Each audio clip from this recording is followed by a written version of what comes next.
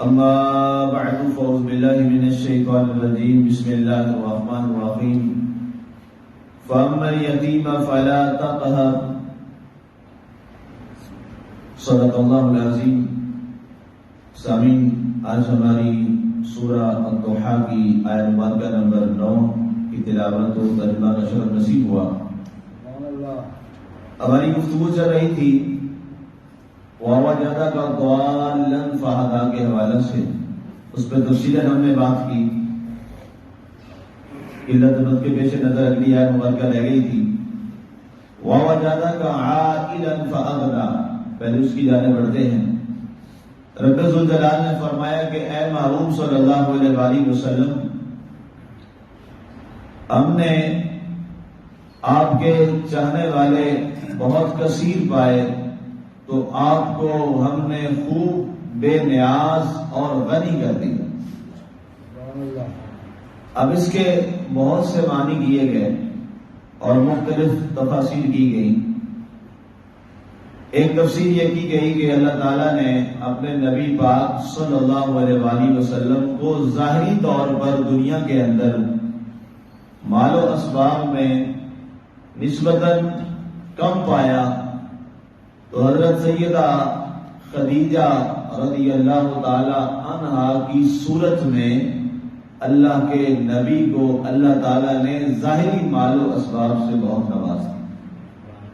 خاص طور پہ جب آپ کا قافلہ سیدہ خدیجہ رضی اللہ تعالی عنہا کا شام کی جانب جا رہا تھا تو آپ کی پھوپھی جان آقا کریم علیہ الصلوۃ والسلام کی سیدہ عاتقہ رضی اللہ تعالی عنہا وہ حضرت خدیجہ کے پاس جاتی ہیں اور وہاں جا کے یہ کہتی ہیں کہ میرا بھتیجا ہے، اگر آپ انہیں بھی اپنی تجارت میں شامل کر لیں. تو انہوں نے اس بات کو قبول کیا اور میسرہ کی سربراہی میں جو قافلہ شام کی جانب جا رہا تھا تو اس میں جناب رسالت مآب صلی اللہ علیہ وآلہ وسلم کو ساتھ بھیج دیا گیا.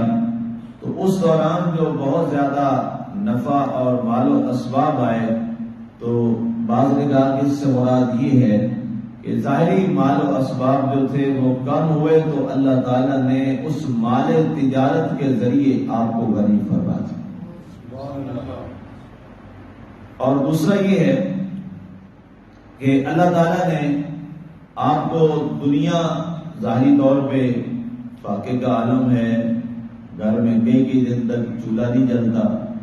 تو تمام مفسرین نے یہ لکھا ہے کہ یہ والا جو آپ کا فاقہ کشی کا معاملہ تھا یہ آپ کا خود اختیار کردہ تھا اور آپ کا پسند کردہ تھا، اختیاری تھا، اضطراری نہیں تھا.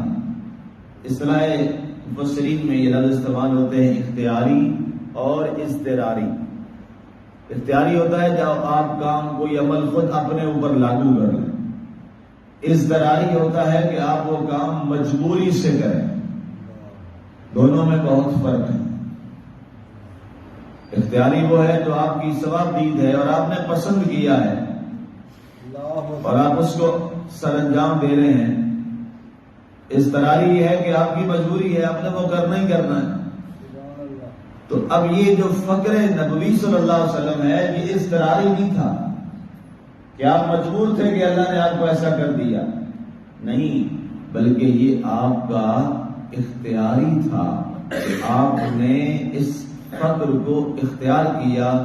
اور باقاعدہ طور پہ آپ نے ارشاد فرمایا الفقر فخری، یہ فقر جو ہے میرا فخر ہے اور مجھے اس میں فخر ہے. آپ لوگ فرماتے تھے کہ میں نے فقر کو اپنے لیے چن لیا. اور تیسرا معنی جو ہے وہ یہ کیا گیا کہ اللہ تعالیٰ نے آپ کو آخرت میں جو آپ کا مقام ہے، بروز حشر جو اللہ آپ کو مقام عطا فرمائے گا، اللہ نے جو آپ کو عزتوں سے نوازنا ہے اس روز دنیا میں بھی بہت عزت سے نوازا، کمال عزت سے نوازا، لیکن آپ کی شان، رفعت، عظمت تو اس دن دیکھنے والی ہوگی جس دن اللہ تعالیٰ آپ کو مقام محمود عطا فرمائے. ایسا ربوں کا مقام محمود، وہ درجہ جو ہے وہ بڑا قابل توجہ ہے۔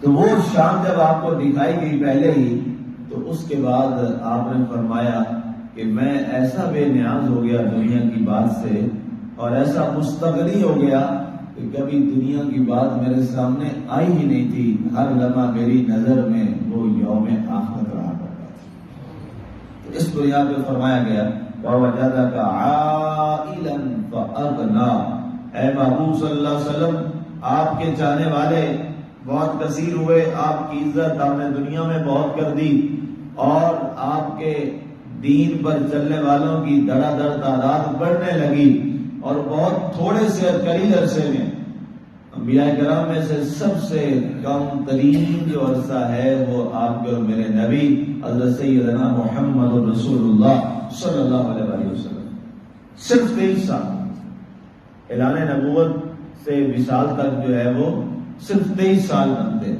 40 سال کی عمر مبارک میں آپ کو حکم ہوتا ہے کہ آپ اپنی نبوت کا آپ اعلان فرما دیجیے، اور 63 سال کی عمر مبارک میں آپ دنیا سے ظاہری طور پہ تشریف لے جاتے ہیں۔ اب یہ انبیاء کرام میں سے رسولوں میں سے سب سے قریب ترین عرصہ ہے، اور اس قریب ترین عرصے میں آپ کا پیغام الحمدللہ پوری دنیا کے کونے کونے میں پہنچا۔ تو یہ کیا ہے؟ اللہ نے آپ کو ایسا مستغنی کیا کہ پیغام رسالت مآب صلی اللہ علیہ وآلہ وسلم اللہ تعالیٰ نے دنیا کے کونے کونے میں پہنچا کر لا الہ الا اللہ محمد رسول اللہ صلی اللہ علیہ وآلہ وسلم کے کلمہ کو بلندی عطا فرما دی۔ فَأَمَّا الْيَتِيمَ فَلَا تَقْهَرْ، اس کے بعد فرمایا کہ محبوب کسی یتیم پر سختی نہ فرمائے۔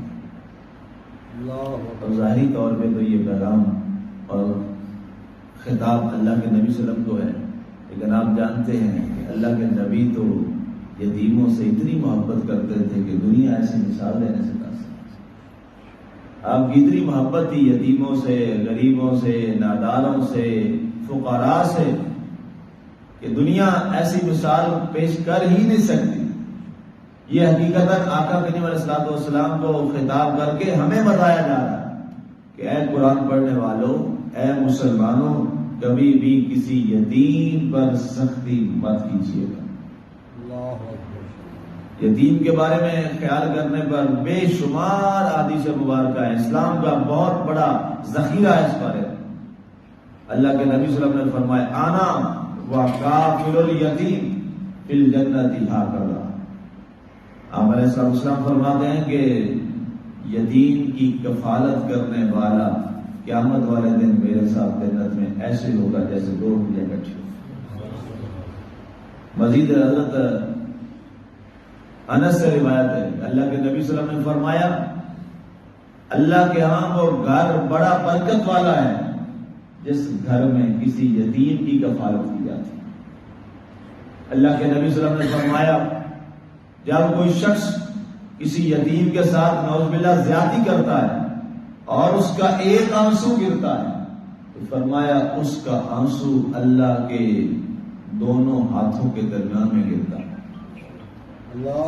اللہ کے ہاتھ ہم تو نہیں جانتے کیا ہیں جو اس کے لائق ہیں، ظاہر ہے جیسے اللہ نے قرآن میں اپنے ہاتھوں کا ذکر کیا تو فرمایا جب اس کے آنسو اللہ کے ہاتھ کے درمیان گرتے ہیں تو اللہ پوچھتا ہے فرشتوں سے اے میرے ملائکہ اس کو کس نے رلایا؟ حالانکہ اللہ کو پتا ہے فلاں شخص نے رلایا۔ اللہ فرماتا ہے اس کے آنسو تو میرے لیے بہت مقدس ہیں، ان کے تو ماں باپ کی روح کو میں نے قبض کر لیا تھا اور وہ میرے ہاں ہیں، اور ان پہ میں نے یہ فرض کیا تھا کہ اس کا خیال رکھتے۔ آج جس نے اس کے آنسو گرائے ہیں یاد رکھنا میں نے اس پر جنت کو حرام کر دیا۔ اللہ اکبر۔ یتیم کے ساتھ زیادتی کرنے والے شخص کے لیے جنت کو حرام کر دیا گیا ہے۔ یہ غور کیجیے گا، یہ بات یتیم کا اللہ تعالیٰ نے اتنا خیال رکھنے کا حکم دیا، اللہ کے رسول صلی اللہ علیہ وسلم کی زبان سے یہ بیان فرمایا۔ اور جو شخص کسی یتیم کے ساتھ محبت کرتا ہے. اللہ کے نبی صلی اللہ علیہ وسلم فرماتے ہیں یہ قبیلہ تھا، قبیلہ بنی کلب، وہ لوگ بکریاں بہت پالتے تھے، بھیڑ بکریاں بہت پالتے تھے. ان کا قبیلہ مشہور تھا پورے عرب. ایک گھر کی بے شمار سینکڑوں ان کی بھیڑ بکریاں ریوڑ ہوتے تھے.